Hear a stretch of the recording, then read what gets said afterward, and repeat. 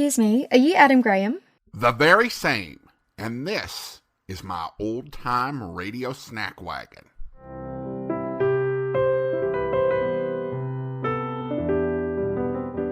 Welcome to the Old-Time Radio Snack Wagon, where we serve up a bite-sized portion of old-time radio.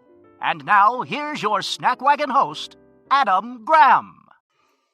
Welcome to our annual Public Domain Day record party, where we take a break from old-time radio to celebrate those recordings which have at last entered the public domain. Now, I will try to keep my explanation brief about why these works are entering and why it has taken so long for them to enter. This isn't C-SPAN or congressional hearing, it's a record party. We will be featuring recordings from 1925, which until a few hours ago were covered by federal copyright law. The reason for that is that the recording industry, through its lobbyists, have been able to get copyright protection extended beyond any reasonable expectation.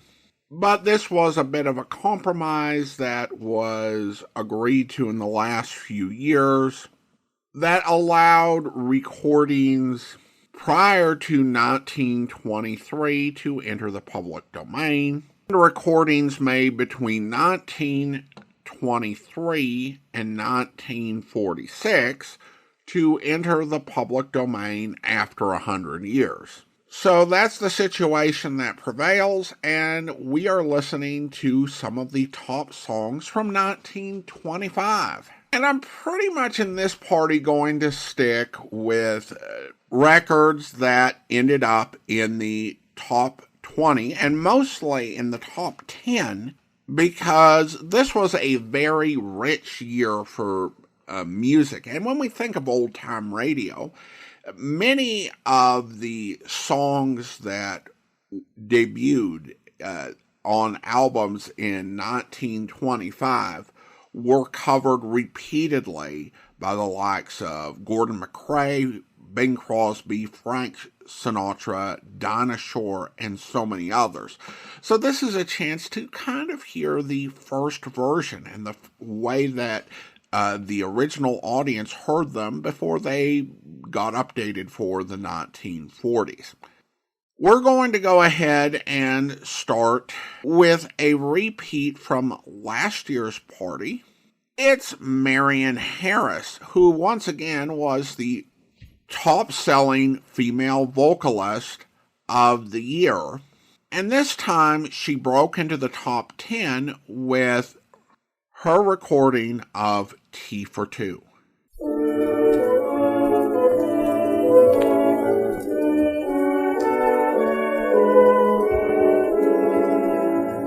I'm discontented with homes that are rented, so I have invented my own. Darling, this place is a lover's oasis where life's weary chase is unknown.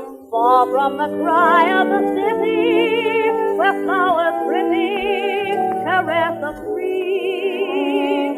Cozy to hide in, to live side by side in, don't let it abide in my dream. Picture me upon your knee, just me for you, and you for me, just me for you, and you for me alone. Nobody near us to see us or hear us, no friends or relations on weekend vacations. We won't have it known, dear, that we own a telephone here. Day will break and I'll awake and soft to bake a sugar cake for you to take, for all the boys to see. We will raise a family, a boy for you, a girl for me. Oh, can't you see how happy we would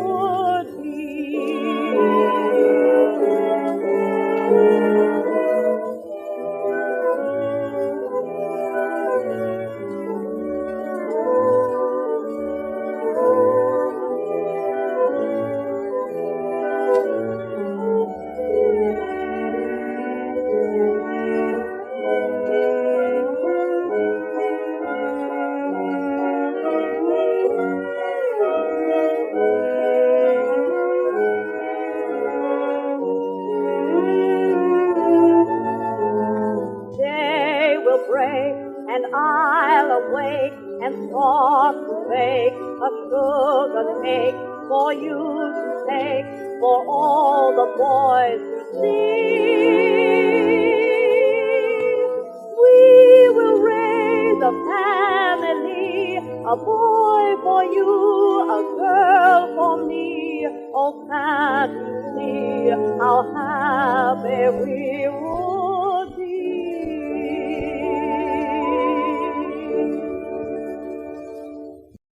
A beautiful performance of what became of the era's great, sweet, romantic songs. And there actually was a nostalgic movie about the era of the 20s released in the 1950s, and it starred Doris Day and Gordon MacRae, and the title was Tea for Two. Next, we have a song that came from the mind of the great Irving Berlin. And this also became a standard, and doubtless you've heard it, even if you've not listened to a lot of old-time radio music. It found its way into movies and TV shows. You've heard it, but not quite like this. This was the second best-selling song of 1925. It was number one for 7 weeks. Here now is, as you've never heard it before, Yes Sir, That's My Baby, performed by Gene Autry and Billy Carpenter.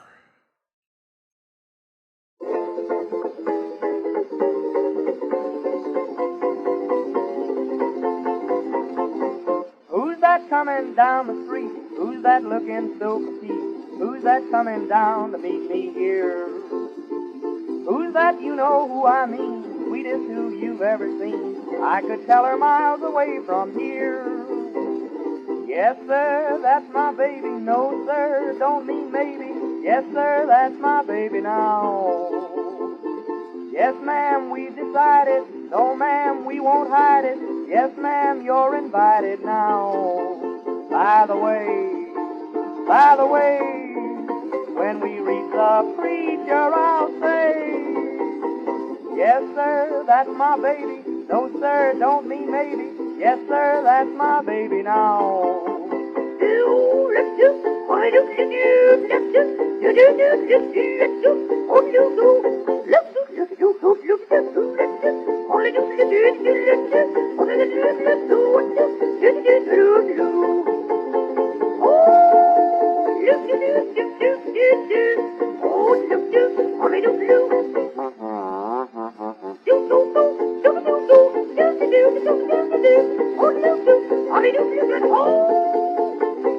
Who's the who I rave about? Who do I feel blue about? In the winter, summer, spring, and fall. What was I just gonna say? I forgot, but anyway, here's the most important thing of all.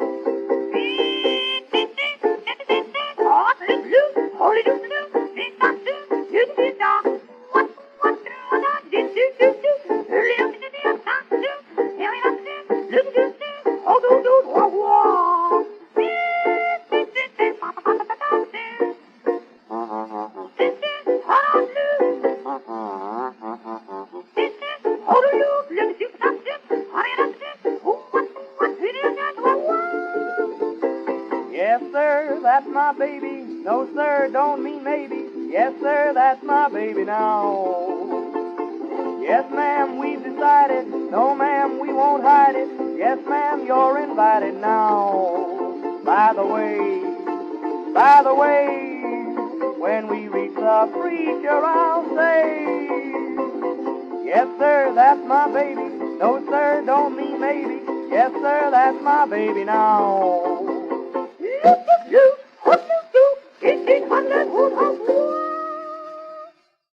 That was something. The vocals for the song were by Gene Austin, with ukulele and jazz effect by Billy Uke Carpenter, who was doing scatting to support the song. DJ Professor Dan on the website tnox.com notes that the label on the record said comedian with ukulele, and he adds this presumably was considered a selling point, not a warning. And as he writes, the ukulele was really having a bit of a moment in 1925. It was a musical trend. So having a ukulele performance in this was on point for where music was at this point. But the scatting is a bit different. Now, the real name of Billy Carpenter was Billy Costello, and he would actually go on to some fame as the first cartoon voice of Popeye. But the scatting generally gets dropped from most covers of this particular song. Next up, we have a voice that's going to be familiar to a lot of old-time radio fans, in Al Jolson, who sang the number 6 best-selling song of the year, All Alone.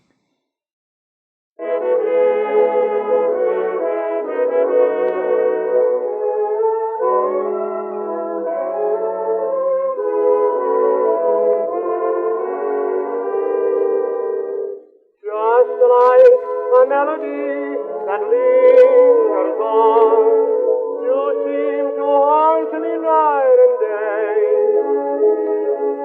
I never realized that you had gone, how much I cared about you. I can't live without you. All alone, I'm so all alone. There is no one else but you. All alone by the telephone, waiting for a ring, a ting-a-ling. I'm all alone every evening. All alone, feeling the blue, wondering where you are and how you are, and if you are all alone at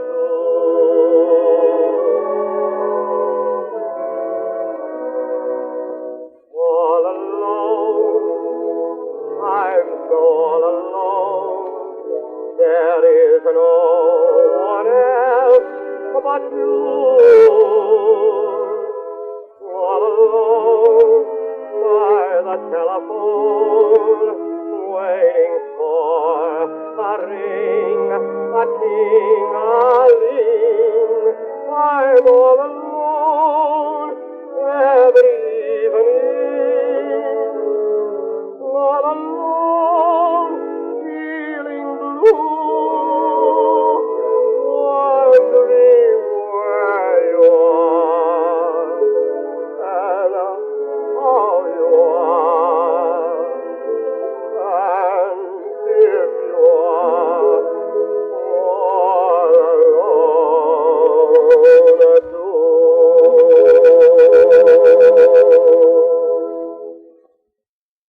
Welcome back. Well, that again, Al Jolson, who would continue to keep Americans entertained for another quarter century after this.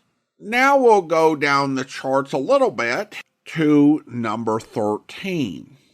and it's St. Louis Blues, which became a jazz standard. Now, it should be said that the song had already been working its way into popular culture for some time. It had been published in 1914, but this is the first recording, and this version was inducted into the Grammy Hall of Fame in 1993. It's sung by Bessie Smith with Louis Armstrong on cornet. Let's go ahead and take a listen.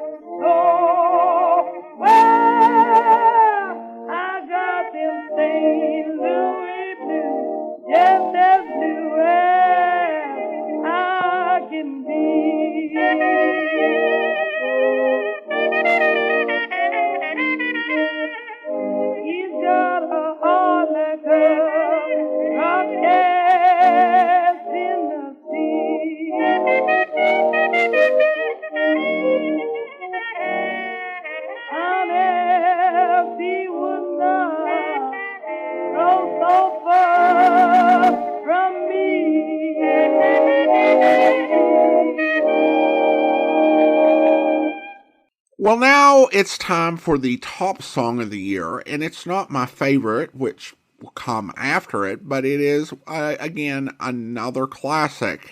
The music was composed by Isham Jones with lyrics by Gus Kahn. It was released on record in 1925 with Jones conducting the Ray Miller Orchestra. Here is I'll See You in My Dreams.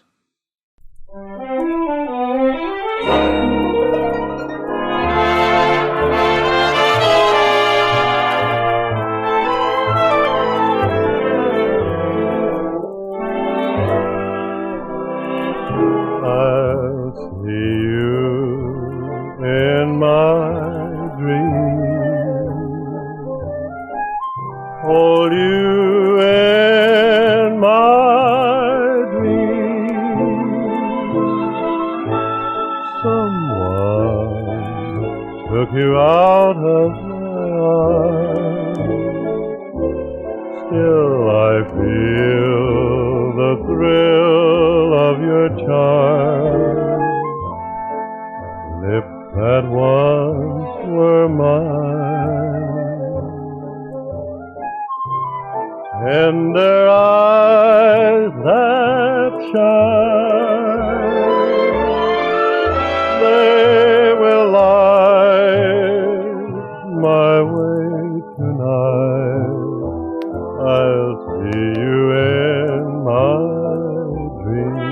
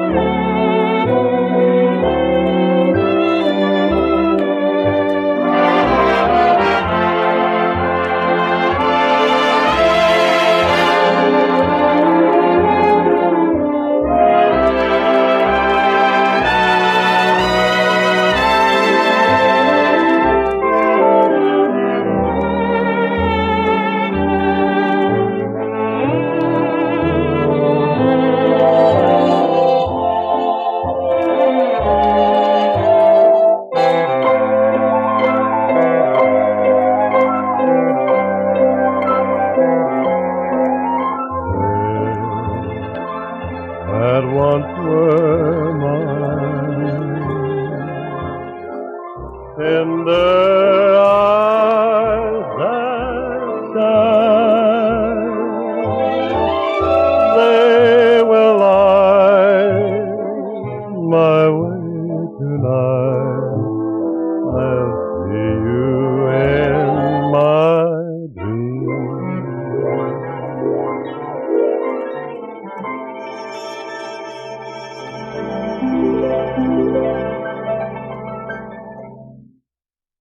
Welcome back. Once again, another song that has been performed repeatedly by other artists over the years, from Doris Day and Tony Martin to Mario Lanza and Jerry Lee Lewis and Pat Boone, who was actually the last singer to have his version of the song chart back in 1962. Well, now we turn to my favorite hit of 1925, and there was some incredible music this year. But for me, there's only one song that really stands out, and that is Ben Burney and his Hotel Roosevelt Orchestra, who had the number 3 record in the country with the first ever recording of Sweet Georgia Brown.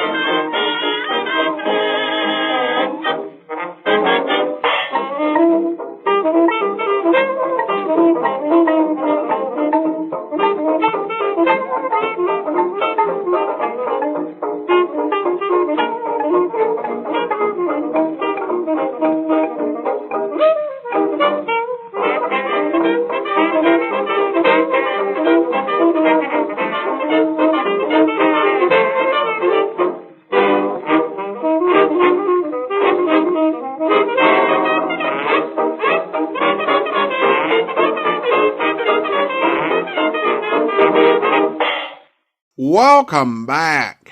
Honestly, it is hard to imagine a world without that tune. It is just so lively. And of course, I can't help but thinking that the Harlem Globetrotters ought to be playing to it. Though the version that the Globetrotters made their theme was performed by Brother Bones and his Shadows in 1949.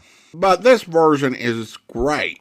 The tune was composed by Ben Burney, the band leader, and Maceo Pinkard, with lyrics by Kenneth Casey. Yes, there are lyrics to this, which have led to various artists covering it. Listen to a couple: Bing Crosby and then Ella Fitzgerald.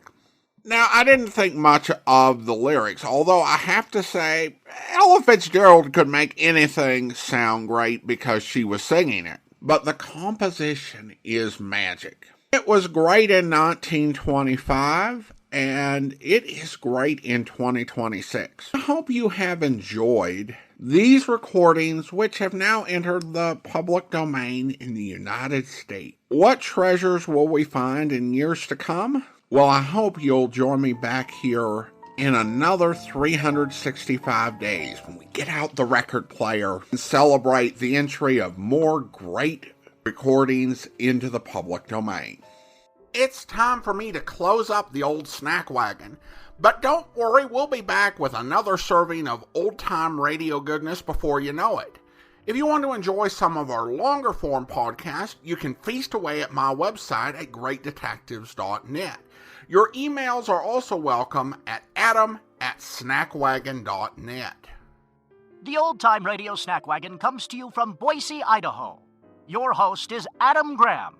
Sound production is by Rhines Media, LLC. You can listen to past episodes of the Old Time Radio Snack Wagon as well as connect on social media at our website at snackwagon.net.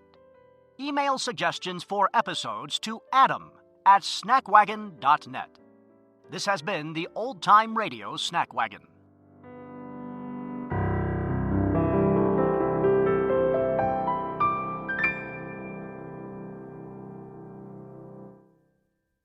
Until next time, goodbye.